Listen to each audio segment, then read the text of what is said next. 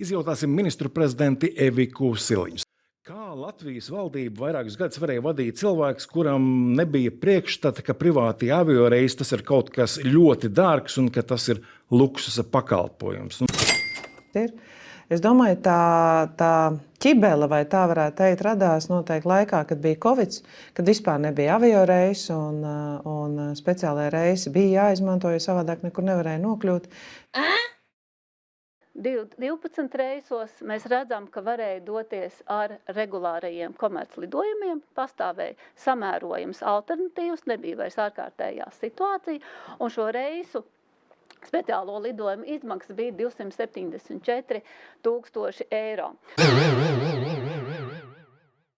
Eiropadomēm ir speciāls regulējums, īpaši Eiropas Savienība, lai varētu ātri sasaukt savus vadītājus, līderus, apspriest dažādas krīzēs svarīgas jautājumus, ir speciāli izveidojis tādu programmu, lai būtu pieejama iespējamība ātri nokļūt, un tas ir normāli, ka tāda kārtība ir, jo... Wow! Pirmais, ko mēs gribam norādīt un kliedēt, ir mīts par to, ka speciālais lidojums ir nepieciešams tāpēc, ka ir neplānots, negaidīts komandējums. Zvanīja Makrons, aicināja rīt uz pusdienām. Tādas situācijas nav. Tikai vienā gadījumā, vienu dienu pirms komandējuma ir pasūtīts speciālais lidojums, pārējos ievērojami ātrāk, maksimālais laiks pat 37 dienas pirms lidojuma. Te jūs redzat 19 gadījumos no šiem 32, 6 līdz 10 dienas pirms komandējuma, 7 gadījumos 11 līdz 16 dienas un 5 gadījumos no 17 līdz 37 dienām pirms komandējuma. Reizes jūs pat esat lidojusi, kā skatītājs raksta, Air Kariņš ar privātajiem reisiem, vai nereizi neienāca prātā, ka varbūt tā nevajadzētu? Jūs taču ar Kariņu kungu lidojāt kopā? Tiešām? Nē, nekad neesmu lidojis. Tajā laikā, kad es strādāju premjeru birojā, nebija nekādas saiknes, un nevienā reizē ar Kariņu kungu neesmu lidojis. Tad, kad kļuvāt jau par premjeru, tad gan lidojāt? Jā, viena atgriešanās, Eiropadomes man bija. Eiropadomes budžeta ietvaros, tas kārtībā tādā ziņā, ka regulējums tur ir, jautājums ir, vai tas bija tas pats lētākais.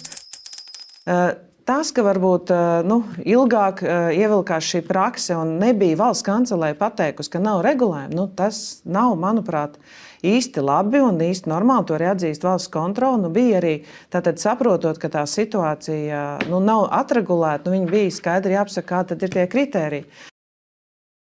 Un ir revīzijā konstatēts vairāku normatīvo aktu pārkāpumi. Gan ministru kabineta noteikumi, kas regulē komandējumu izdevumu atlīdzināšanas kārtību, gan arī vairāk likumi, jo kontrolieri nosauktais publiskas personas finanšu līdzekļu un mantas izšķērdēšanas novēršanas likums, publisko iepirkumu likums un arī grāmatvedības likums. Ministru kabineta noteikumos numur 969, tas ir kārtība, kādā atlīdzinām ar komandējumiem saistītie izdevumi. Oh my God! Esmu pieņēmusi premjera atkāpšanos. Es atvainojos, premjeru pirmoreiz, bet viņš bija premjers, tātad viņš vienreiz atkāpās, arī viņš ir atkāpies no ārlietu ministra amata, viņš jau ir uzņēmies šo politisku atbildību. Jo politiķiem ir politiska atbildība. Tas ir tas, ko dara politiķi. Ja mēs runājam par juridisku atbildību, tad likuma skaidra latviešu valoda rakstīts. Politiski amatpersona vienīgais disciplināru atbildību nevar piemērot. Viņš netiek atbrīvots ne no kriminālas, ne no civila, ne no administratīvas. Un to viņi visi ir aizmirsuši. Viņi uzreiz saka, politiskā atbildībā. Nē, ja arī, vismaz tā, kā šeit kancelēs direktors vairākas reizes ir norādījis, ka ministru prezidents, kas ir rakstīts, starp citu, valsts pārvaldes iekārtas likumā, pārņēma šo jautājumu lemšanu, tad viņš 100% atbild kopā ar direktoru. Mums ir 2 likumi, valsts pārvaldes iekārtas likums, ministru kabineta iekārtas likums, kur viss ir aprakstīts, tā skaita par atbildību.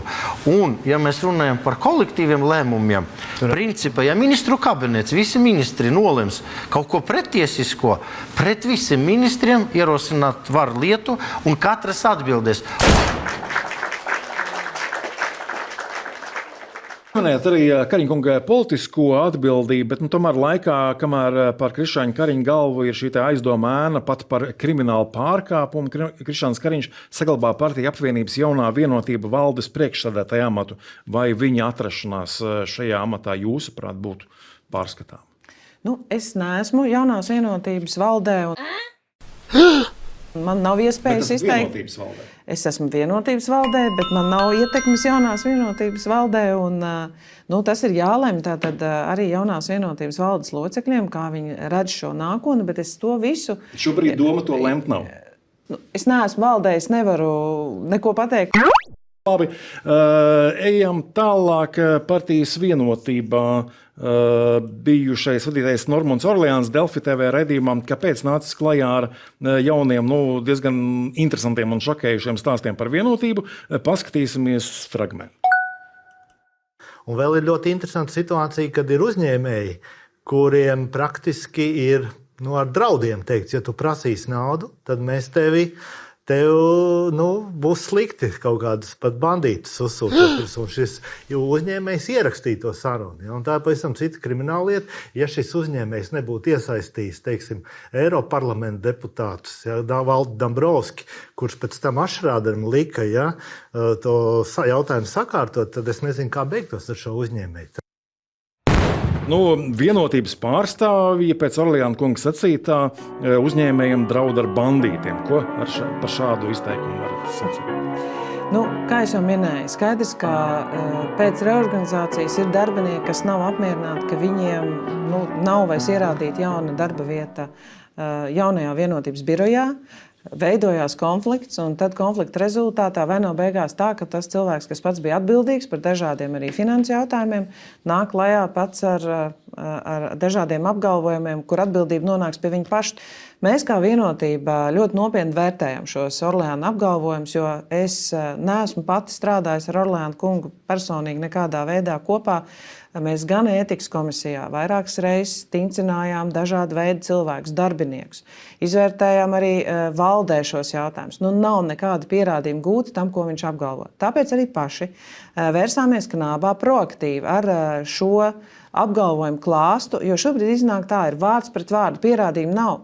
Un mēs tiekam nolieti vienkārši ar veselu kaudzi Orleāna kunga apgalvojumu.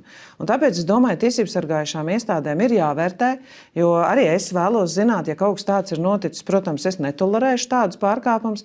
Es gan šobrīd nevadu jauno vienotību, bet man katrā ziņā tas būtu ļoti svarīgi arī zināt, vai tiešām ir likumīgs pamats kaut kam tādam, ko apgalvo Orleāna kungs. Bet līdz šim, izvērtējot visus pierādījumus, nav bijis tāda pamata, bet konflikts starp viņu, protams, kad ir.